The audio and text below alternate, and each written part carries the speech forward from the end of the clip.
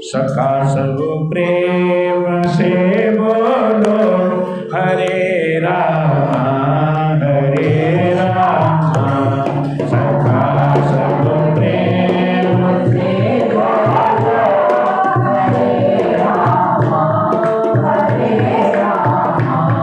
हरे राम हरे राम हरे राम हरे राम हरे राम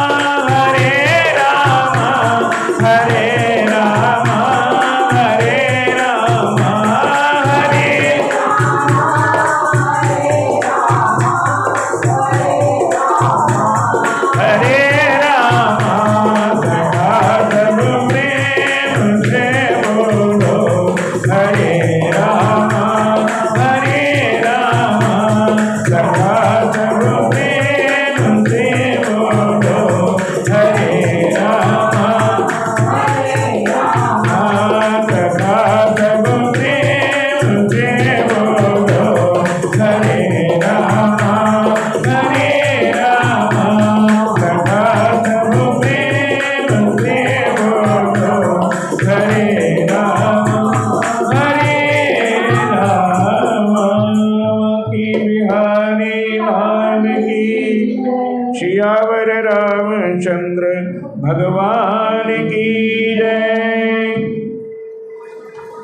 आपने अपना माइक बंद करके रखना है।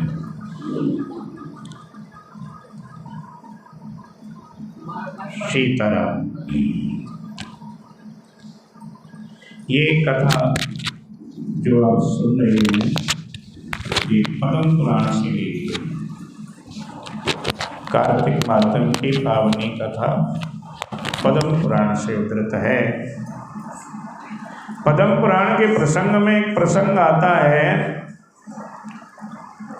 कि एक बार भगवान श्री कृष्ण की अर्धांगिनी सत्यभामा के मन में विचार आया, क्यों ना भगवान श्री कृष्ण हर जन्म में मुझे पति मिले।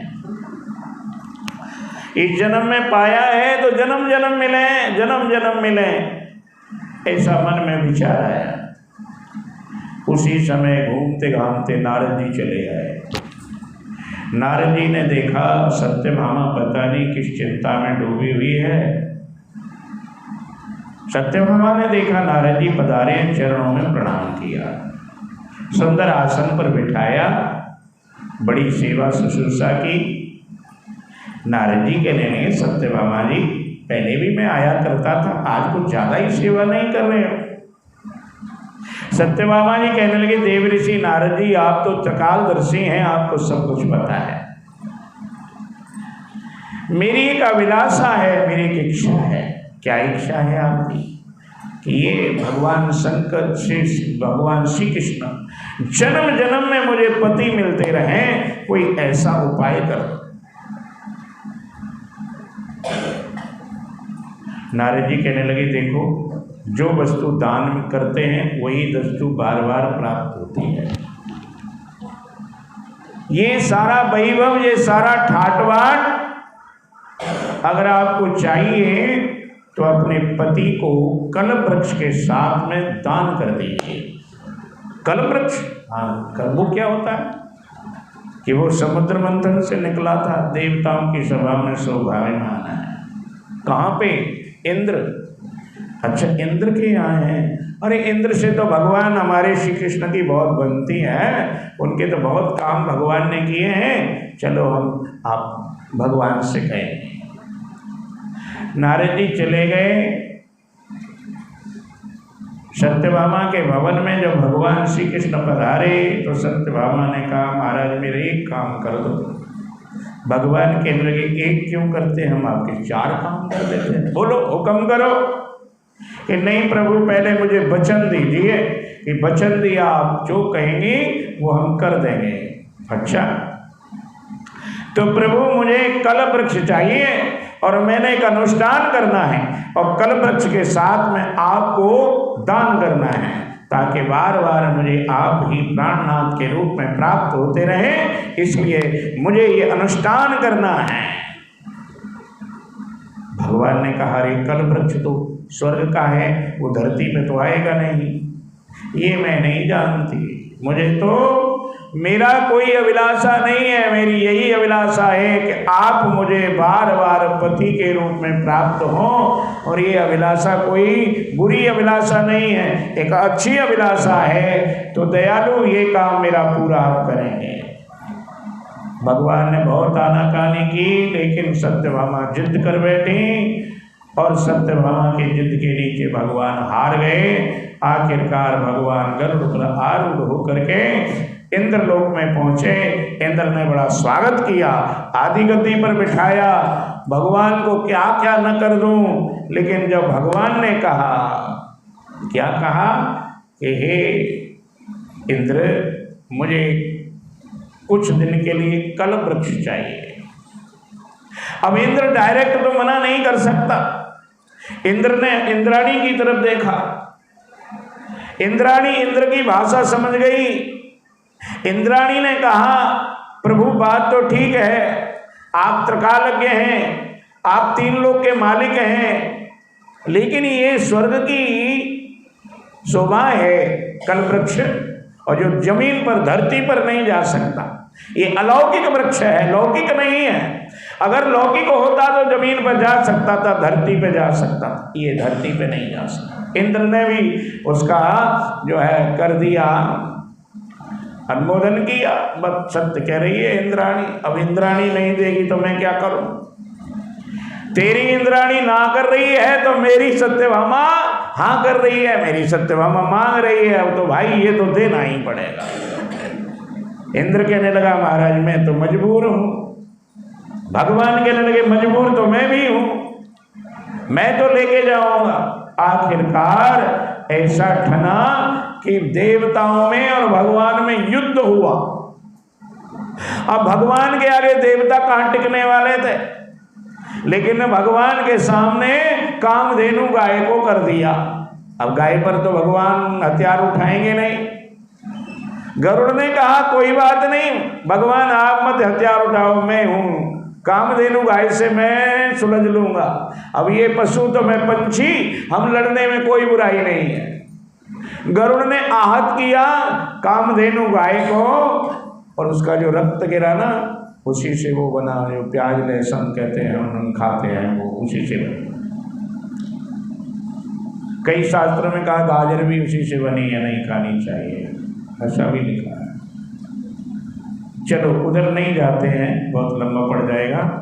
आखिरकार भगवान वो वृक्ष ले आए, ला करके भगवान ने वृक्ष आंगन में लगा दिया और लगा करके भगवती ने जो है सत्यभामा जी ने नारद जी को पुनः बुलाया और नारद जी को साथ में श्री कृष्ण भगवान के साथ में और दान कर दिया कल वृक्ष को। उसके बदले में तुलसी दल लेकर के और भगवान नारद जी ने उनको मोड़ दिया सत्यभामा को। सत्यभामा ने बहुत बड़ा अनुष्ठान धरती पे कर लिया, कल वृक्ष आंगन में लगा है, इतना बड़ा अनुष्ठान किया है, देवताओं को जीत करके कल वृक्ष लाया गया है, अनुष्ठान पूर्ण हुआ है। तो बाबू बताओ किसके मन में खुशी नहीं होगी? सत्यभामा बड़ी खुश हुई। खुश होकर के सारा जो कार्य निबट गया यज्ञ का, उसका प्रोग्राम का, तो सभी खा पी करके रिश्तेदार नातेदार चले गए। तब सत्यभामा ने भगवान श्री कृष्ण का हाथ पकड़ लिया और हाथ पकड़ के भगवान से कहने लगी, यहाँ से कथा शुरू होती है। ये तो हमने प्राकथन पुराना बताया कि कथा का स्टेज क्या है, क्योंकि पहली स्टेज नहीं पता हो कथा की तो फिर कथा का आनंद ही क्या है। तो श्री पते ममा मंत्र गते देवर्षि सत्तमे हर्षो पुल्लासना सत्या वासुदेव तदा ब्रवीत। बड़े प्रेम से हाथ पकड़ करके जहाँ कल वृक्ष लगा है वहाँ पर ले आए और बड़े प्रेम से सत्यभामा भगवान से कह रही हैं। क्या कह रही हैं कि धन्योस्मि कृतकृतास्मि सफलम जीवनम मम मम जन्मनि निधाने च धन्यो तौ पितरो मम। महाराज मैं धन्य हो गई, मेरा जीवन धन्य हो गया, मेरा जीवन सफल हो गया और वो मेरे माता पिता का भी जीवन धन्य हो गया जिन्होंने मुझ जैसी पुत्री को पाया जो 3 लोक के मालिक भगवान श्री कृष्ण की पत्नी बनी है। यो मां त्रैलोक्य सुभगां जनयामास ध्रुवम् षोडश सहस्रेष्ठीणां वल्लभां यतस्तव। तुम्हारी 16,108 पटरानियां हैं, लेकिन जो काम आपने उनके लिए नहीं किया वो मेरे लिए कर दिया। इसलिए मैं मानती हूँ कि आपकी मैं प्राण बल्लवा हूँ, मैं प्राण प्यारी हूँ। ये इसलिए मुझे बड़ा गर्व है, मुझे बड़ा आनंद आ रहा है आज। यस्मात् मयादि पुरुषः कलवृक्ष मान्विता यथोक्त विधिना सम्यक् नारदाय समर्पितम। मेरे लिए देवताओं से भी युद्ध करके आप कलवृक्ष ले आए, जिसका अनुष्ठान मैंने नारद जी को दान करके परिपूर्ण किया है अभी अभी। मद भरतामपि जानन्ति भूमि संतान जंतव सोहम कल्प द्रवोगे तथा तिष्ठति चांगणे।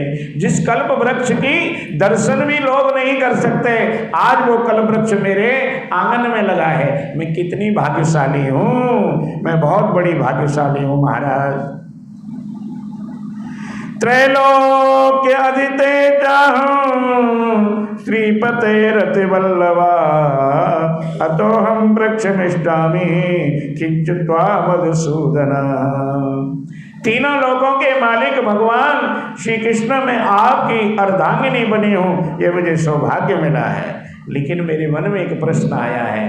क्या प्रश्न आया है कि यदि त्वं अति प्रिय करः कथय स्वाभिस्तरं श्रुत्वा तस्य पुनश्चायं करोमि हितात्मना। आप मेरा भला ही भला करते आए हैं, मेरे एक प्रश्न का जवाब भी दे दीजिए। क्या है कि यथा कल्पं त्वया देव विमुक्त्वा श्याम कय्यचित् इति प्रियवचः श्रुत्वा स्मरणाशो भूतबलानुज। प्रभु, मेरे मन में बहुत सारे प्रश्न हैं, जिन प्रश्नों का आपसे जवाब चाहती हूँ। ये कथा सूत जी 88,000 ऋषियों को नैमिषारण्य तीर्थ में कह रहे हैं। तो सत्याकरं धृत्वा कल्पवृक्षतरो फलं निषिद्वान् चरण लोका सविकास प्रियान्वित। भगवान श्री कृष्ण ने हाथ पकड़ा और कल्प वृक्ष के नीचे ले ली गए और समझ गए कि ये जो पूछना चाहती है वो हर किसी को बताने लायक नहीं है। इसलिए सभी सेवकों को कह दिया, भैया हमको एकांत में छोड़ दीजिए, हमको एकांत में छोड़ दीजिए, ऐसे कह दिया। अकेले भगवान सत्यभामा बैठे हैं कल्प वृक्ष के नीचे। रहस्य सत्यमायस्य प्रोवा जगतांपति तत्प्रीति प्रतिज्ञाना तत्कुला किमतांगता। हे प्रभु, अब बताइए, सत्यभामा से भगवान पूछते हैं क्या पूछना चाहती हो। सत्यभामा कहती है, प्रभु मैंने कौन सा ऐसा अच्छा कर्म पूर्व जन्म में किया जिसके कारण आपकी पत्नी बनी, आपकी प्रेम बल्लवा बनी। श्री कृष्ण कहते हैं, न मे स्वतः प्रियतमा कादिन्य नितंबिनी षोडश सहस्रीणाम प्रिया प्राण समानुषी।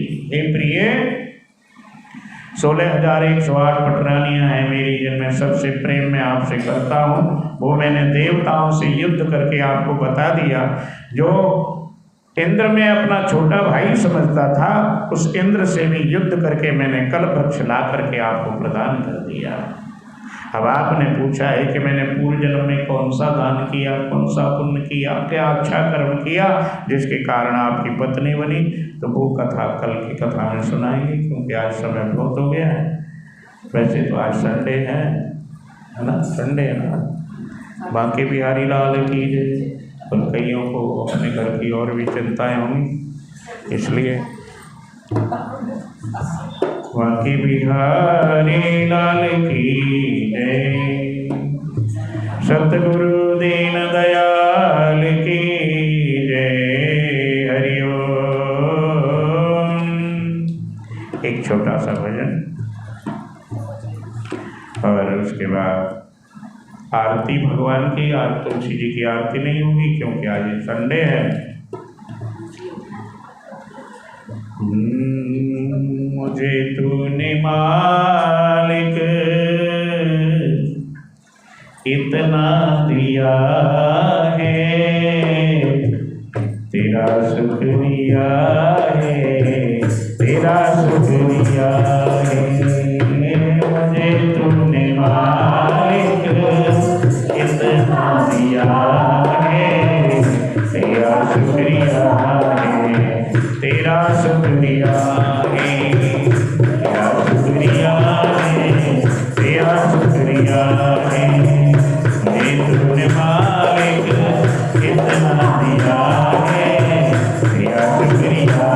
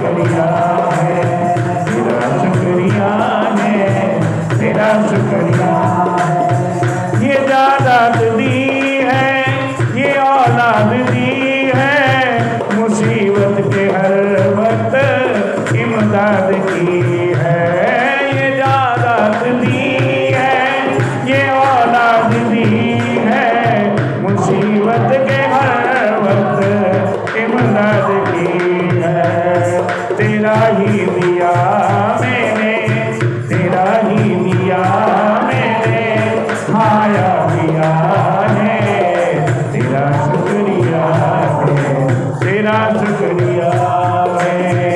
मुझे तूने मालिक इतना दिया है, तेरा शुक्रिया है, तेरा शुक्रिया है, तेरा शुक्रिया है। मेरा ही नसीहत सभी का है दाता, सभी को सब कुछ देता तू दाता। मेरा ही नसीहत सभी का है दाता, सभी को सब कुछ देता तू दाता। जो खाली सदाम, जो खाली सदाम तूने भर दिया है, तेरा शुक्रिया है, तेरा शुक्रिया है।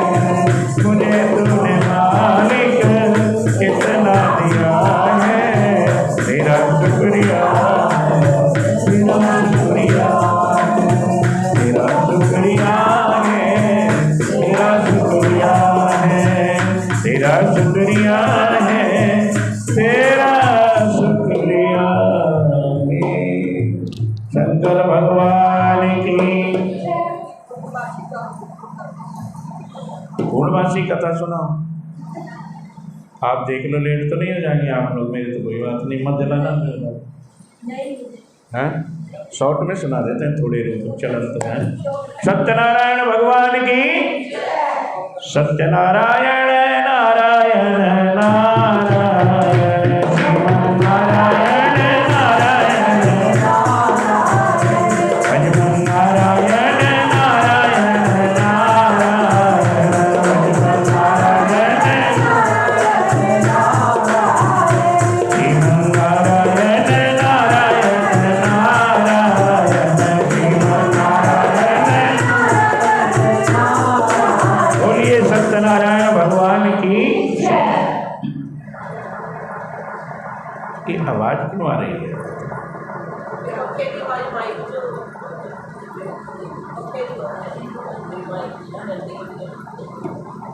कोई गलत बटन दबी हुई है जिससे आ रही है। सत्यनारायण भगवान की। नैमिषारण्य तीर्थ में 88,000 ऋषियों को श्री सूजी महाराज पावनी कथा सुना रहे हैं। 88,000 ऋषियों ने प्रश्न किया, प्रभु आगे कलयुग आएगा, कलयुग में मनुष्य की उम्र बहुत थोड़ी रह जाएगी, कलयुग में इंसान धर्म कर्म बहुत कम करेगा, कोई ऐसा साधन बताओ कि कलयुगी इंसान भी भवसागर से तर जाए। सूजी कहने लगे, ऋषियों बहुत सुंदर प्रश्न किया है तुमने। ऐसा ही प्रश्न एक बार देवऋषि नारद ने भगवान से जाके किया था। भगवान एक बार, देवऋषि नारद एक बार भ्रमण करने की इच्छा से धरती पे आए, और धरती पे आए तो लोगों की दिनचर्या देखी। कार्तिक का महीना चल रहा था, लोग घरों में सो रहे थे। नारद जी ने इंतजार किया कभी तो जगेंगे। जब लोग जग के आए तो पूछा, अरे भैया कार्तिक का महीना चल रहा है, सिख कथा हो रही है, तुम यहाँ सो रहे हैं। लोग कहते हैं जी हमारे पास तो टाइम नहीं है। नारद जी ने बहुत रास्ते बताए, इस रास्ते पे चल लो, इस रास्ते पे चल लो, लेकिन सबने नकार दिए, महाराज साढ़े कोल नहीं है टाइम। नारद जी बड़े दुखी हुए और भगवान के पास पहुंचे। भगवान से कहा, प्रभु संसार की दुनिया की मैं देख करके लीला बड़ा प्रभु दुखी हुआ हूँ। हे प्रभु कोई ऐसा साधन बताओ कि कलयुगी इंसान भी भवसागर से तर जाए, क्योंकि वो यज्ञ नहीं कर सकते, वो सत्संगों में भी बहुत समय के लिए जा नहीं सकते, वो दान नहीं कर सकते, वो और कुछ नहीं कर सकते। कोई शॉर्ट फॉर्म बताइए थोड़े से जिससे कि जीव का कल्याण हो जाए। भगवान ने कहा, भैया है सत्यनारायण का व्रत है। ये क्या होता है महाराज, कब होता है? तो कहा पूर्णमासी को होता है। सवाया प्रसाद लेकर के भगवान को अर्पण करते हैं। सत्यनारायण का व्रत करते हैं, सारी मनोकामना पूर्ण हो जाती है, अंततः गत्वा भगवान का धाम प्राप्त होता है।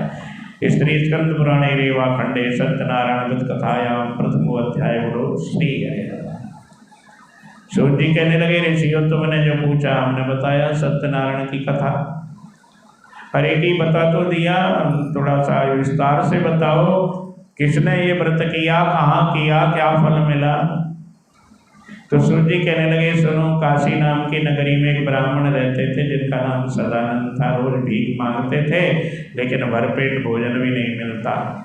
एक दिन भगवान खुद बूढ़े ब्राह्मण का रूप धारण करके उसके पास आए, पूछने लगे, कहाँ घूमता रहता है। सदानंद कहने लगा, भीख मांगता हूँ प्रभु, सारे दिन मांगता हूँ लेकिन भरपेट भोजन नहीं मिलता, अंग ढकने के लिए वस्त्र नहीं मिलते, बड़ा दुखी रहता हूँ। भगवान ने कहा, मांगता है, कुछ अपने लिए भी करता है कि अपने लिए तो क्या करूं, मेरे पास कुछ है ही नहीं कि वो अपने आप देगा, तो अपना संकल्प तो बना। तो क्या करूं कि सत्यनारायण का व्रत कर। सत्यनारायण व्रत का कैसे होता है तो विधि बताई भगवान ने और कहा, तू तैयारी कर, अपने आप वो करेगा जिसके रास्ते पर तू चलेगा। उसने संकल्प किया, हे परमात्मा, रोज मांगता हूँ, खा लेता हूँ, आज मैं केवल तेरे लिए मांग रहा हूँ भगवान, जो मिलेगा उसे तेरा व्रत करूँगा। मांगने के लिए गया तो 4 गुना धन मिला। बड़ी श्रद्धा से सारा कुछ किया, कथा की, व्रत किया, परमात्मा की कृपा से कुछ ही दिनों में दिन दूनी रात चौगुनी उन्नति हुई और बड़ी सुंदर भवन बन गया, शादी हो गई, बच्चे हो गए और आनंद में जीवन यापन करने लगा। एक दिन उसके घर में कोई लकड़हारा चला आया। लकड़हारे ने देखा कथा कर रहे हैं, पंडित जी व्रत कर रहे हैं, पता नहीं क्या कर रहे हैं। पूछा, ये क्या कर रहे हो? तो लकड़हारे से कहा, भैया सत्यनारायण का व्रत कर रहा हूँ। इससे क्या होता है? तो कब मैं भीख मांगता था, लोग मुझे भीख भी नहीं देते थे, अंग पर वस्त्र नहीं होते थे, पेट में अन्न नहीं होता था, लेकिन जब से सत्यनारायण भगवान को अपनाया, आनंद ही आनंद हो गए। लकड़हारा कहने लगा, हमारा भी आनंद कर दो महाराज। तो कभी तुम भी ये व्रत कर लो कि मेरे पास साधन बनी। अरे साधन तो वो अपने आप करता है, मेरा भी साधन उसी ने किया था। तू तो संकल्प ले ले कि आज व्रत करूंगा लकड़ी बेचने से, और फिर देख चमत्कार। उसने भी संकल्प लिया, लकड़ी बेचने गया, 10 गुने दामों का बिका गट्ठर, सारा सामान खरीद के लाया, बड़ी श्रद्धा के साथ व्रत किया। लकड़हारा भी चंदन का व्यापारी हो गया, सुख में जीवन यापन करने लगा। स्कंद पुराणे रेवा खंडे सत्यनारायण कथायाम द्वितीय अध्याय बोलो श्री हरि। सत्यनारायण भगवान की। सूर्य जी कहते हैं कि राजा रहते थे जिनका नाम था महाराज कुलकामुख, बड़े प्रतापी थे। भद्रशिला नदी के किनारे पर वो सत्यनारायण का व्रत कर रहे थे। तो एक राजा, एक साहूकार, वो व्यापारी परामर्श लेने के लिए, साधु उसका नाम था, राजा के पास आया। देखा राजा व्रत कर रहा है, पूछा, महाराज ये आप क्या कर रहे हैं? आपके पास तो सब कुछ है, ये रानी, ये राजकुमार, ये विशाल साम्राज्य, सब कुछ है। महाराज जिसने ये दिया है ना उसका शुक्रिया कर रहा हूँ। वो कौन है? कि वो सत्यनारायण भगवान है। अच्छा, वही सब कुछ देते हैं? कि हाँ वही देते हैं। तो मेरे घर में संतान नहीं है, क्या वो संतान देंगे? हाँ, तुम व्रत करोगे तो जरूर देंगे। तो कहा महाराज इसकी विधि बताओ, हम भी व्रत करेंगे। घर जाते ही व्रत करेंगे। विधि पूछ ली, विधि पूछ करके घर आया तो भूल गया, याद आया तो पूर्णमासी निकल गई। करते करते बड़ा समय हो गया। एक दिन उसकी पत्नी ने कहा, आधी से ज्यादा उम्र निकल गई, संतान कोई नहीं हुई, आप कोई दूसरी शादी कर लो।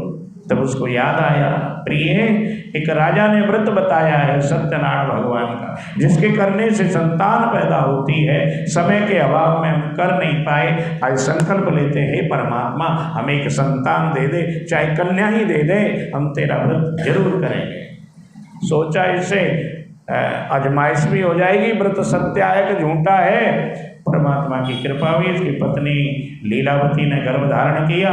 10 महीने बाद सुंदर पुत्री को जन्म दिया, जिसका नाम कलावती रखा।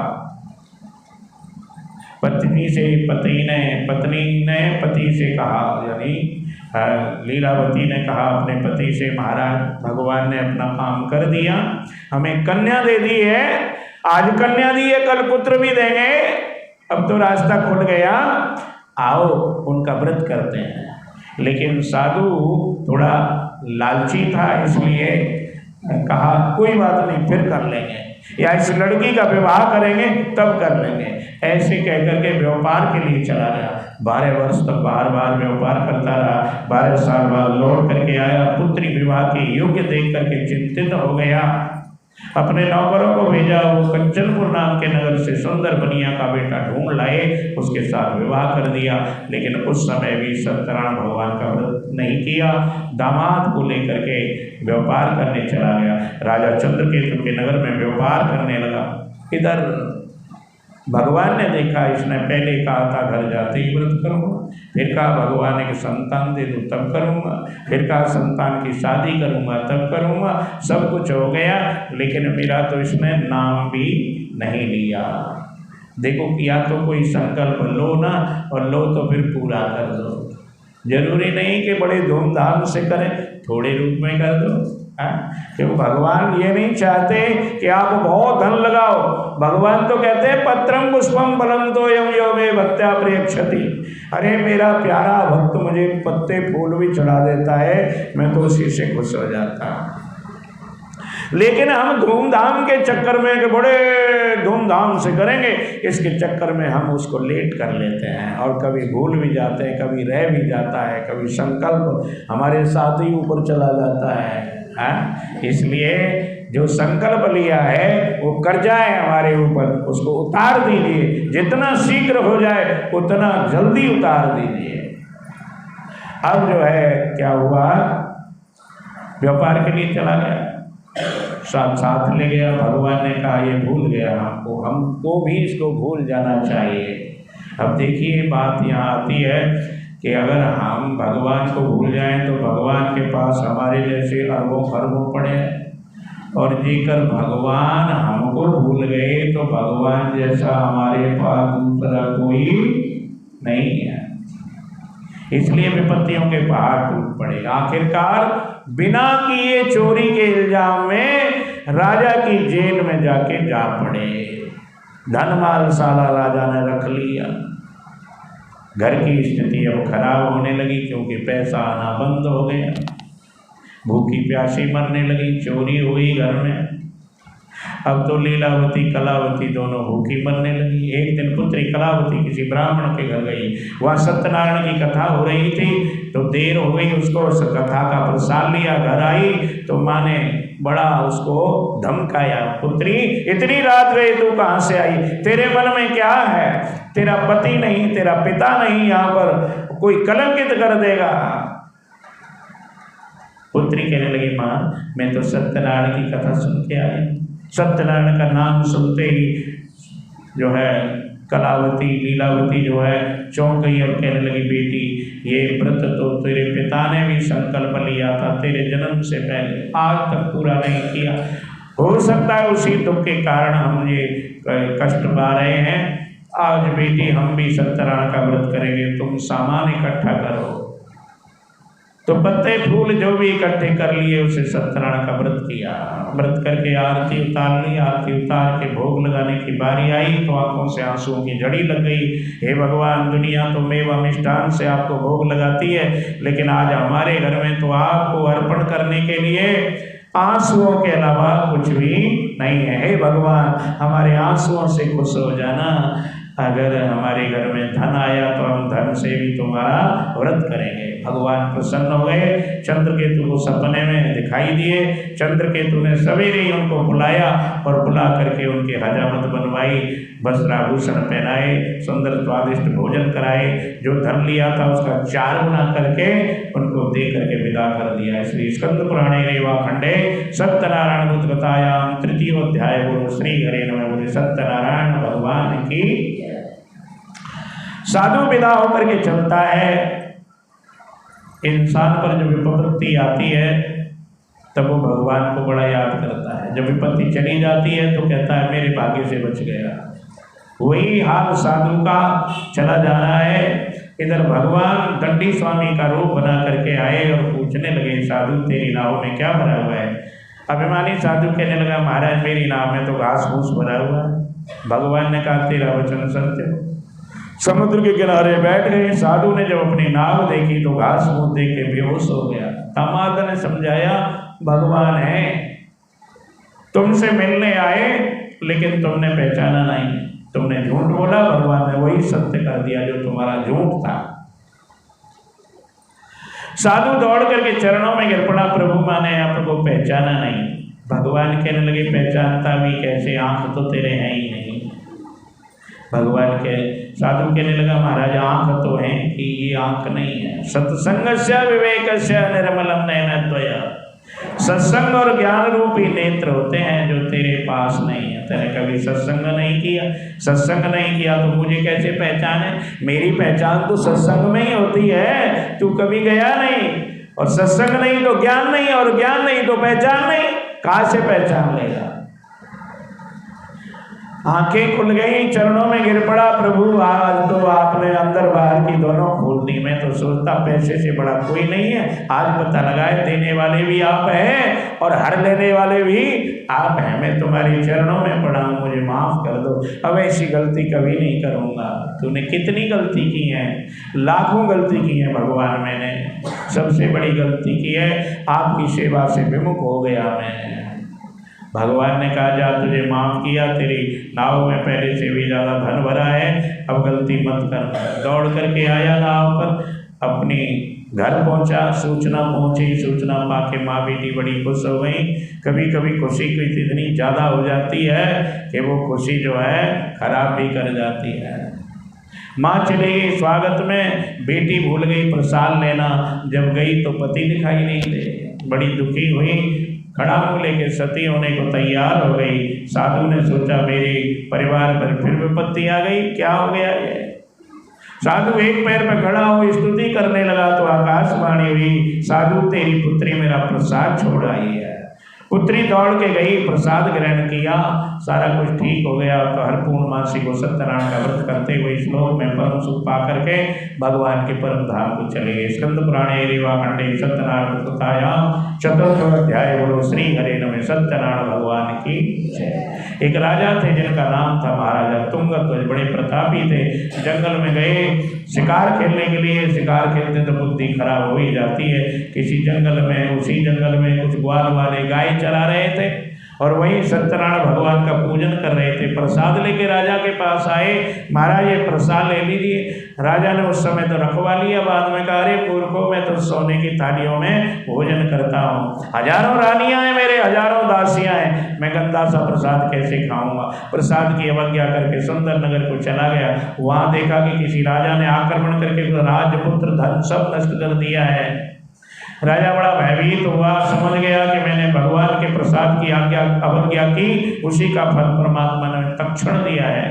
तुरंत दौड़ के आया, जंगल में भगवान से माफी मांगी और कहा, हे प्रभु, मैंने गलती तो वो की है जो क्षमा करने लायक नहीं है, लेकिन तुमसे बड़ा क्षमा करने वाला भी दुनिया में कोई नहीं है, इसलिए तेरी शरण में आया हूँ। अगर मुझे क्षमा कर दिया आपने तो मैं सारे परिवार सहित आपका दास बन जाऊंगा। घर गया तो सब ठीक है, बड़ा खुश हुआ, ढिंढोरा पिटवा दिया। सारे राज्य में सत्यनारायण भगवान का व्रत करेंगे, जो करेंगे वो मेरे होंगे, जो नहीं करेंगे उनको देश निकाला दे दूंगा। उस राजा के राज्य में पशु पंछी भी व्रत करते थे। जिसने व्रत किया उसको क्या मिला? सदानंद दूसरे जन्म में सुदामा बने, लकड़ाहारा दूसरे जन्म में निखात राज बना, साधु नाम का वैश्य मोरध्वज नाम का राजा बना, महाराजा उल्कामुख दूसरे जन्म में दशरथ जी महाराज बने, और महाराजा तुंगध्वज दूसरे जन्म में जाकर के मनु महाराज बने। भक्ति युक्त कर करके कर्म करके संसार के बंधन से मुक्त हो गए। बोलिए सत्यनारायण भगवान की। इससे छोटी कथा तो कोई सुना नहीं सकता। बाकी प्यारी लाल की। चलिए जी, जय लक्ष्मी रमणा प्यारी, जय लक्ष्मी रमणा, सत्यनारायण स्वामी, सत्यनारायण स्वामी।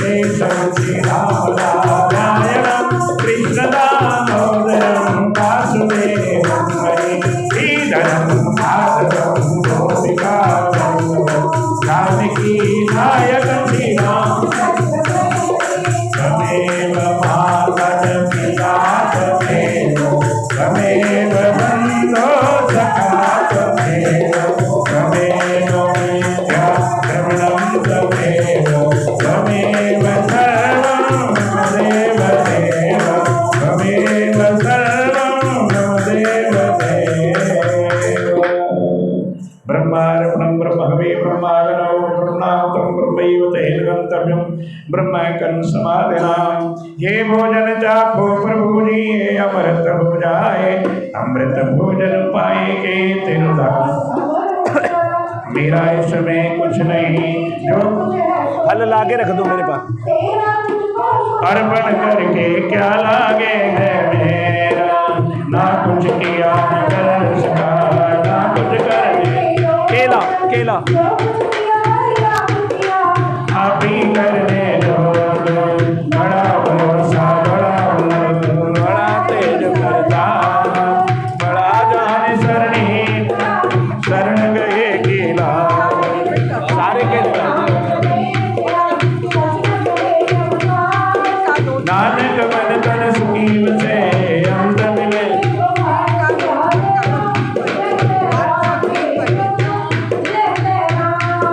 भोगी वाक्य बिहारी लाल की रात को शाम को खीर बनेगी और जिन्होंने दूध पहुंचाना है वो दूध पहुंचा दें जिन्होंने पैसे पहुंचाने हैं वो पैसे दे दें चावल कोई नहीं भेजे क्योंकि चावल एक तरह के ही डालेंगे अनेक तरह के चावलों से जो है गड़बड़ मामला हो जाता है इसलिए चावल हम अपनी तरफ से डालेंगे और जो है दूध जरूर भेजें उधर दूध जरूर भेजें वो प्रसाद दे दो नन्ना। तो 5-6 बजे तक ज़्यादा से ज़्यादा 7 बजे तक आपका जो है आ जाए। बाकी बिहारी लाल की बेटी बंद करिए और आ जाए।